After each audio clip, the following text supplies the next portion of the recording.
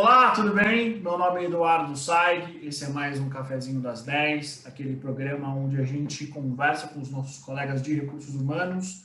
Hoje eu tenho uma convidada super especial, Daniele Matos, e nós iremos conversar sobre os principais desafios dos business partners nesse ano de 2021. Tudo bem, Dani? Tudo bem, Edu? Oi, pessoal. Uma delícia estar aqui com vocês. Vamos bater um papo gostoso aqui sobre o BP de RH. Muito bem, Dani. Antes da gente começar no nosso assunto principal, que eu acho que é um assunto super importante, eu sou um dos grandes admiradores do papel de Business Partner no Brasil. Acho que é uma função muito importante para o dia a dia. Antes da gente começar a falar sobre isso, conta para a gente um pouco dos seus projetos paralelos, como é que você encara a multicarreira, e eu acho que você é um excelente exemplo para a gente falar um pouquinho só sobre isso. Legal. Bom, eu sou a Dani Matos, conhecida como a Garota RH Lovers, né? A hashtag que já me acompanha desde 2012 e esse ano acabou se tornando, de fato, a minha marca registrada mesmo, o nome da minha empresa. Eu sou profissional de RH há mais de 14 anos, né? Então, já atuei aí em grandes empresas, nacionais, multinacionais, enfim, consultoria, indústria de todos os tipos. E hoje eu atuo no mundo corporativo, então eu sou gerente BP numa grande empresa de beleza no Paraná, mas eu nunca me limitei apenas ao corporativo, né? Então, desde 2012 eu comecei a compartilhar através de palestras tudo o que eu estava fazendo. Eu sempre tive essa chama muito forte de, puxa, estou vivendo tanta coisa, sendo privilegiada, tenho bons mentores, trabalho em empresas legais, acho que a gente tem mais é que compartilhar com outros profissionais para crescerem também, para se realizarem. E as pessoas foram se inspirando em mim de alguma forma, e isso vira uma bola de neve, porque aí você não para mais, né? As pessoas começam a te convidar. Então, por conta disso, né, de tantas entrevistas que eu já dei, de tantas palestras, acabei sendo convidada para dar aula num MBA, num módulo de BP, super legal. Fui indicada já 3 vezes ao prêmio Top of Mind, que é um dos maiores reconhecimentos aqui no Brasil, é um Oscar do RH, então já fui indicada 3 vezes, levei o prêmio para casa em 2017 e no ano passado também, então é um super reconhecimento da comunidade RH. E, né, 2020 eu falei, puxa, esse ano meu marido foi para a Suécia, ficar 6 meses fora. Eu falei assim, então esse é o ano que eu vou trabalhar tudo que eu puder, né? Já que estou sozinha numa cidade nova, eu sou de São Paulo, mas morando em Curitiba há 2 anos e meio. E aí eu resolvi que eu ia fazer um treinamento de business partner. Falei, vou me arriscar, vou fazer algo, né, um pouco mais profissional, com custo, porque eu sempre fiz tudo voluntário, né? Meu pai sempre brincou assim, filha, quando é que você vai ganhar dinheiro com tudo isso que você faz? E eu sempre falei assim, pai, não é sobre isso, né? Porque eu sempre estava imbuída com a BRH, com grupos de RH, fazendo coisas à noite, no fim de semana, mas sempre foi por muito prazer mesmo, pela realização de compartilhar. E aí esse ano eu falei, vamos profissionalizar. Em 2020 eu organizei um primeiro treinamento, que seria em Sorocaba. Tinham lá 10 pessoas inscritas, eu estava super feliz que já tinham 10 pessoas, veio a pandemia e mudou tudo.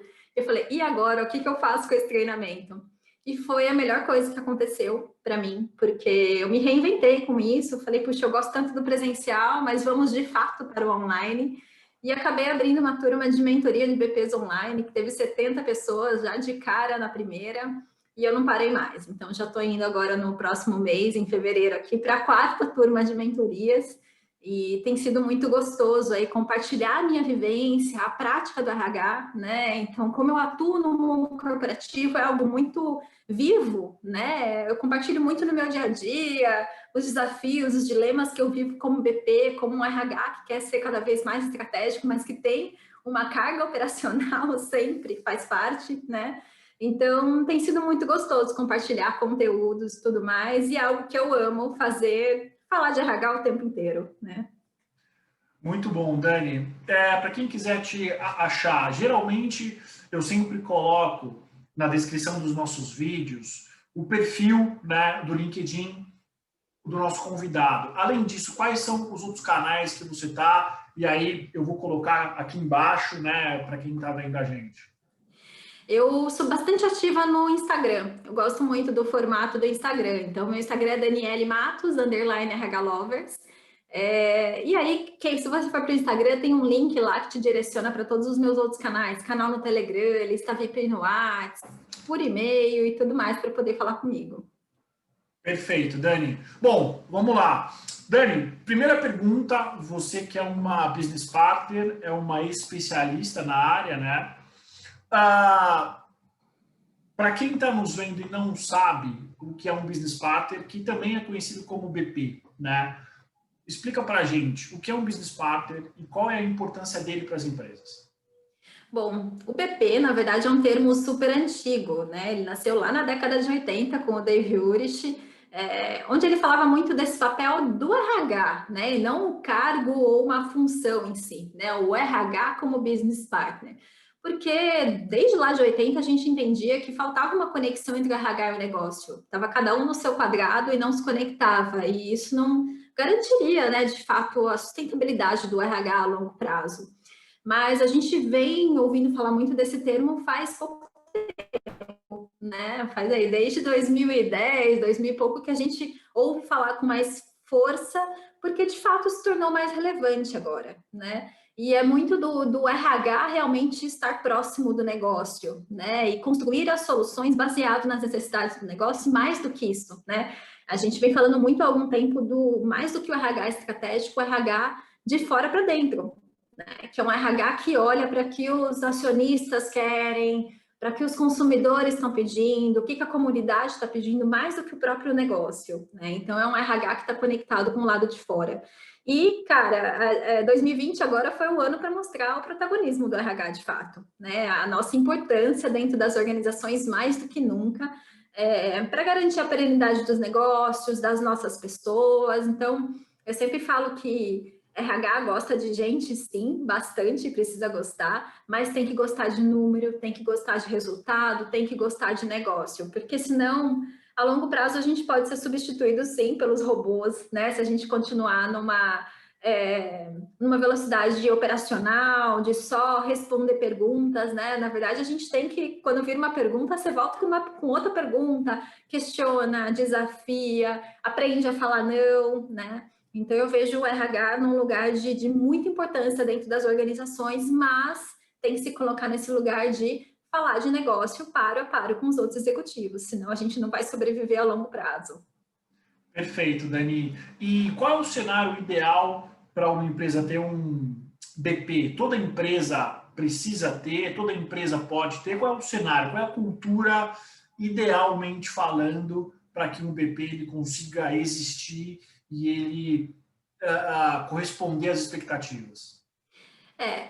Eu vou separar a resposta em duas partes. Acho que a primeira todo RH pode ser um business partner. Vamos começar por aí, né? Falar do papel, que é independente da sua função. Se você é um recrutador, se você está ali fazendo uma parte administrativa, você tem que estar conectado com o negócio de alguma forma, porque senão o seu trabalho não vai ter importância. Então, precisa entender a dor lá da ponta para a gente conseguir pensar nas soluções dentro de casa. O segundo ponto puxa, ter um cargo de BP. Eu já trabalhei numa organização pequena, nós éramos um RH de 7 pessoas e que nós criamos uma pessoa para ter o cargo de BP. E não funcionou muito a longo prazo, porque era um RH pequeno em que todo mundo tinha que fazer um pouco de tudo, e tá tudo bem. O que eu sempre falo para os meus alunos é tomar cuidado com isso, né? A gente vê as modas, as tendências, a gente quer trazer tudo para dentro de casa. Legal, a gente tem que estar com a cabeça aberta para isso e tá realmente com o olho lá na frente. Mas entender se faz sentido de fato. Faz sentido ter uma pessoa exclusivamente para o TBP, num time de 5 pessoas, de 6 pessoas? Talvez não. E aí eu lembro nessa ocasião, a gente voltar lá atrás e assumir que a gente seria um RH Business Partner, né? Então, eu vejo muito o BP em empresas maiores, né? Empresas que têm uma estrutura grande. E um cuidado que tem que ter não adianta ter o cargo de BP se você não tem um RH bem estruturado por trás. Porque senão o BP, ele vira o quê? Ele vira gargalo, ele vira mensageiro. Ele vira o cara que está lá na ponta só respondendo dúvida, porque o RH não funciona bem, não tem os processos estruturados, não tem clareza, e aí ele não consegue, de fato, executar o papel estratégico. Então, tem que tomar uma série de cuidados ao querer implementar o modelo. Eu sempre falo, puxa, dá um passo para trás, prepara o seu RH, estrutura ele para que ele atue como parceiro do negócio, estrutura os processos, entende o que o negócio está precisando, E depois, sim, você pensa em criar a figura do BP, que é alguém que vai fazer exclusivamente o quê? Não só o atendimento, mas é estar em parceria, participar das reuniões, é estar lá na ponta, né? Viver, de fato, o dia a dia do negócio. Então, acho que esse é um cuidado importante, mas é uma tendência grande. Então, acho que tem que avaliar muito bem a tua cultura e o RH também definir o posicionamento que ele quer ter. Porque, às vezes, você cria a figura do BP, mas nem o RH sabe o que aquele BP vai fazer.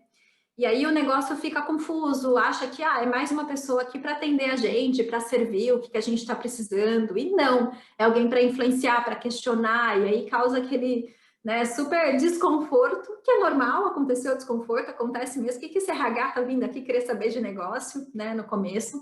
Mas é chegar num lugar que a gente agrega valor, né? E o valor ele é percebido por quem está recebendo, né? Pelo negócio. Então, como a gente chega naquele estágio do negócio, falar assim, puxa, eu quero esse RH em todas as reuniões, eu quero ele aqui não por dependência, né? Não porque tem que estar aqui para anotar as coisas para executar o que a gente quer, mas não, porque eu quero muito ouvir a opinião da Dani, né? Da Maria, da Joana, ela entende tanto das nossas pessoas, ela entende tanto do negócio, do nosso mercado, que a opinião dela é tão importante quanto os outros executivos que estão aqui nessa mesa. Perfeito, Dani. Eu acho que você trouxe muito bem esse exemplo, né? essa tua linha de pensamento. Eu, como recrutador especializado em recursos humanos, o que eu vejo é os melhores business partners, aqueles que realmente conseguem aportar valor ao negócio das mais variadas maneiras, eles florescem em ambientes onde os processos de recursos humanos são estruturados e eles funcionam. Né? Uhum. Se não, em linhas gerais, foi o que você falou, ele acaba muitas vezes se tornando o gargalo, muitas vezes é um intruso, promete muito, resolve pouco. Né? Dani, na tua visão e na tua experiência, como que a gente consegue medir a eficácia, a performance de um BP? Essa é a pergunta de $1 milhão. Assim, eu sempre faço essa pergunta para todos os meus convidados, porque eu acho importante, principalmente para quem está nos vendo, que não é de recursos humanos, entender como é que ele avalia o seu próprio RH. Existem convidados, existem pessoas que são categóricos ao dizer que nem sempre dá para se avaliar, e existem convidados que dizem, não, a gente consegue avaliar. Qual é a tua opinião sobre isso? Uhum. Eu acho que o papel do BP, primeiro, tem muita entrega que é transparente, né? Não dá para medir de fato, porque tem muito a ver com influenciar o lugar, mudar comportamento, então é difícil medir. Eu acho que nesse sentido, é o que eu falei, acho que o valor, quem percebe é o negócio. Então, quando você vê um negócio que, puxa, vão ter reuniões de decisões de futuro da organização, estratégia, projetos novos, e você vê ele fazendo questão que o RH esteja lá, puxa, esse já é um grande golaço, né? Porque a gente sai daquele lugar da gente ficar implorando para participar das reuniões, né? De querer estar, querer ser o enxerido, que eu falo que a gente tem que ser enxerido quando eles não chamam a gente. Mas a partir do momento que eles começam a te convidar para estar lá e falam, não, quero muito saber a sua opinião, puxa, eu não vou tomar essa decisão sem você, eu acho que é um grande indicador de que a gente está fazendo um bom trabalho, né? A empresa ter um bom posicionamento no mercado, estar performando bem, ter bons resultados, tem muito dedo do RH, né? É o RH que está olhando para as pessoas, que está ajudando a contratar os melhores talentos, que está desenvolvendo. Então, Dave Ulrich sempre fala que RH não é sobre RH é sobre negócio, é sobre ajudar a empresa a performar bem e a vencer no mercado. Então, uma empresa que tem um bom resultado tem muita mão do RH. Então, a gente olha para ser tem BPs, tem um RH Business Partner muito forte. Agora, como a gente mensura, né? Acho que uma dica que eu sempre dou para os meus alunos a gente não pode trabalhar muito no deixa a vida me levar, né? Vamos lá, estamos começando um ano agora, 2021. O que eu vou focar esse ano para trabalhar? Não, vamos lá e vamos apagando incêndio e tudo mais. A gente chega no final do ano cansado e não sabe o que a gente mede para avaliar o nosso trabalho. Você fala assim, puxa, eu fiz tanta coisa, mas não fiz nada, né? Então, eu gosto muito de indicar que se faça um mínimo plano de trabalho, né? Que ele pode ser vivo, mas você pensar, puxa, deixa eu olhar para 2020, para 2019, como é que estavam os nossos indicadores? Quais são os pontos que estão pegando? E quando eu olho para o futuro, onde a organização quer estar? Qual que é a nossa estratégia? Onde a gente quer estar daqui 5 anos? Quais são os pontos importantes para esse ano? E a gente faz tudo isso conversando com quem? Com os executivos, com os líderes, entendendo o mercado, né? E esse é um ano super importante para a gente, né? Que depois que vira vacina, muita coisa vai voltar ativa. Então, a gente tem que estar antenado com isso e entender, ok, olhando para o futuro, para os números, para os indicadores que eu tenho de dados, olhando para o futuro, onde o negócio quer chegar, como é que eu monto um plano mínimo de trabalho? Eu determino quais são as minhas 2, 3 principais batalhas desse ano, e aí a gente olha para indicadores e acompanha isso ao longo do tempo, né? Então, desde coisas simples, puxa, eu percebo que eu estou perdendo muita gente há 2 anos numa determinada área, né? O que a gente vai fazer, então, de diferente para isso? Qual que é o número que eu vou olhar daqui 6 meses ou daqui 1 ano que vai mostrar, puxa, a gente está no caminho certo, estamos fazendo um bom trabalho, né? Então, começar a trazer dados, de fato, para o nosso dia a dia ajuda a embasar um pouco mais e ajuda a vender o nosso trabalho, porque como RH, muitas vezes a gente não sabe fazer isso muito bem. Então, é super importante ter esse acompanhamento, trabalhar com o negócio, levar números, ter números sempre na cabeça, os indicadores, olhar, não é só números de indicadores, mas como é que está o nosso orçamento, né? Quais são os custos que a gente tem, custos de pessoas. Então, está muito conectado com isso para falar a linguagem do negócio e a gente ter como medir de alguma forma, né, o nosso trabalho ao longo do tempo. Excelente, Dani. E aproveitando esse ensejo sobre passado, né, 2020, o ano de hoje, na tua opinião, quais foram os principais desafios dos BPs em 2020 e quais serão os desafios dos BPs nesse ano agora que se inicia 2021? 2020 foi um ano, né, atípico, louco para as organizações. As organizações muito focadas, né, primeiro na saúde dos próprios colaboradores, né, mas também na própria saúde financeira das organizações. Então, a RH tem um papel fundamental também de trabalhar junto com o negócio para entender, puxa, qual é o máximo de coisas que a gente pode fazer para não demitir pessoas, né, deveria ser a última coisa a fazer para garantir. Então, teve uma série de cortes, né?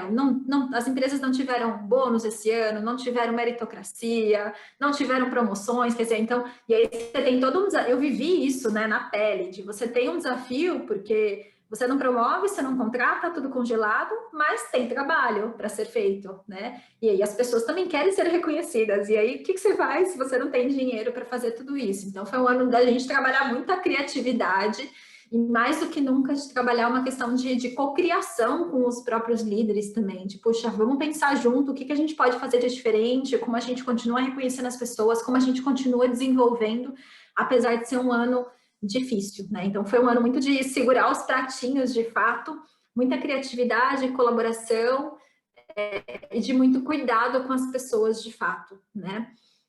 Eu vejo que para 2021... não há, então é que tem grandes mudanças, né? A gente sempre vem esperando as grandes tendências, o que vai mudar no nosso papel. Eu acho que a gente tem que continuar nesse ritmo de ser realmente cada vez mais o parceiro do negócio, estratégico de estar com o negócio e ajudar a preparar a organização para esse retorno, porque a gente tem várias realidades. A realidade que eu vivo hoje no mundo corporativo, ela tem sido muito positiva, o negócio tem um resultado muito bom, então agora 2021 é só continuar crescendo. Mas muitas organizações viveram momentos difíceis, de quase fechar as portas, de fato. Então, agora, acho que a partir do momento que a gente vê a vacina, né, o mercado reaquece, porque as pessoas, quer dizer, já estão saindo de casa, né? Um absurdo, mas as pessoas vão de fato sair e voltar a ter a vida, e vão viajar, e vão consumir, e vão ao salão de cabeleireiro, e vão a todos os lugares, né, comuns. Então, isso reaquece demais o mercado. Acho que ainda assim a gente continua com o online muito forte, isso é uma coisa que a gente não volta mais atrás, as pessoas aprenderam a comprar online, né? Mas a gente tem que preparar a empresa. E como é que a gente prepara a empresa? Puxa, talvez eu vou ter um boom de contratações em algum momento, porque o mercado cresce e a gente tem que preparar. Como é que eu faço isso? Como é que eu começo a aquecer os meus candidatos para ter boas pessoas para vir para cá? Como eu continuo trabalhando o meu employer branding aqui, né? Como eu continuo trabalhando o clima e o engajamento aqui dentro da organização para que as pessoas aqui estejam felizes, estejam se sentindo reconhecidas e que isso reverbere para fora também de uma forma positiva e as pessoas queiram vir trabalhar com a gente. Então, acho que é muito pensar em como a gente prepara, de fato, a organização para esse retorno, que pode ser incrível, pode ser maravilhoso para muitos lugares, e o RH tem que estar preparado, porque vai ser tudo muito rápido. Então, como eu já começo a pensar onde a gente quer estar, né, no final desse ano, daqui 2 anos, 5 anos, será que tem algum tipo de conhecimento que eu preciso desenvolver aqui dentro de casa, ou que eu não tenho, que eu preciso comprar esse conhecimento de fora para fazer a gestão do conhecimento aqui dentro, né? A empresa vai comprar outras empresas, o que vai acontecer? A gente vai crescer, a gente tem espaço, a gente vai ficar no home office ou não vai, né? Isso tem sido uma das principais perguntas de todo mundo, né? Como é que ficamos? Ficamos assim? Voltamos? Eu ainda vejo pessoas falando assim, não vejo a hora de voltar. Gente, a gente não volta 100% para o escritório, né? Isso é uma barreira que já se quebrou e que a gente vai ficar mais híbrido, de certa forma. E isso abre portas para a gente contratar pessoas em outros lugares, né, do nosso país, ou, por que não, do mundo, né? Não tem mais essa barreira. Eu posso contratar pessoas trabalhando de qualquer lugar e isso me abre possibilidade de trazer profissionais diferentes, né? Me abre possibilidade de ter uma diversidade muito maior, que é um tema que é super quente, que está super aí forte dentro das organizações, a gente trabalhar a diversidade de raças, de gênero, de gerações, de deficiências, de pensamentos, de ideologias, de tudo, né? Porque isso realmente torna as empresas vencedoras. Então, é importante começar esse ano já pensando em tudo que a gente tem que se preparar para que a hora que a empresa dê um boom, a hora que as empresas voltem realmente para o mercado aquecido, a gente esteja pronto, a gente já tenha feito a boa lição de casa para ajudar a empresa. Porque, de novo, lembra que o nosso papel como RH é ajudar a empresa a vencer, ajudar a empresa a performar bem. Então, como eu preparo a empresa para esse momento importante? Excelente, Dani. E para a gente finalizar, em linhas gerais, quais são as dicas que você dá para os profissionais que desejam se desenvolver como BPs? Bom, sejam muito curiosos, né? Então, o que acontece muito, as pessoas estão em áreas do RH, em áreas mais especialistas. Então, poxa, tem tanta parte do negócio, leia notícias, veja o que está acontecendo. Eu falo, sejam enxeridos mesmo, peçam para participar das coisas. Então, se você tem um BP dentro da sua organização, gruda no BP e fala, BP, você pode me levar comigo nas suas reuniões? Você pode me contar o que está acontecendo, o que vocês estão precisando? Será que tem algum projeto aí multifuncional que eu posso ajudar? Então, acho que para quem está crescendo, até porque eu sempre falo muito do BP ser um profissional mais sênior, né? É difícil a gente encontrar um BP júnior, porque pensa, o BP é aquele cara que está na ponta, que está lidando com a liderança, com os executivos, com complexidade, que tem que influenciar, que tem que entender do negócio, que tem que falar não, que tem que bater de frente em alguns momentos. Então, não dá para ser uma pessoa que acabou de chegar na RH ou que está começando, ainda falta essa maturidade, né? Esse jogo de cintura para lidar com tudo isso. Então, se você é um profissional mais júnior e almeja ser um BP dentro da organização, começa já a se interessar por isso, a ganhar repertório, né? Tanto de RH, porque o BP ele tem que ter um repertório mais generalista de RH, não precisa ser especialista, mas conhecer um pouco de tudo, mas especialmente ganhar repertório em temas de negócio. Então, vai estudar finanças, vai entender sobre marketing, vai ver, né, o que você trabalha no mercado de tecnologia, então vai conversar com outras empresas de mercado de tecnologia, com outros RHs, o que eles estão fazendo, para onde eles estão indo, onde que são os celeiros de contratação, para que você vá ganhando repertório e ganhe senioridade e maturidade para realmente chegar numa posição de BP. Excelente, Dani. Quero te agradecer pelo seu tempo. Sei que você está de férias. Obrigado por ter arrumado um tempinho para mim. Você quer deixar algum recado para quem está vendo a gente? Bom, eu quero agradecer, é um tema que eu gosto muito de falar e que, por mais que seja antigo, né, desde 80 a gente falando, agora é que está super em evidência esse papel do BP, o RH como business partner. Então, eu acredito muito no nosso potencial realmente a bandeira que eu carrego é de realmente a gente elevar o RH para um outro patamar, para um lugar de máxima importância, e o que eu tenho feito muito é compartilhar o que eu vivo e preparar os profissionais para isso, né? Então, se você curtiu esse conteúdo aqui, me segue lá no Instagram, vem bater um papo comigo sobre isso e estou te esperando também na minha turma de mentoria em fevereiro. Recomendo. Bom, para você que está nos vendo, obrigada pelo seu tempo. Esse foi mais um Cafezinho das 10. Eu vou colocar todas as informações da Dani aqui embaixo. Recomendo, acho que vale bastante a pena. Tá bom? Até o próximo.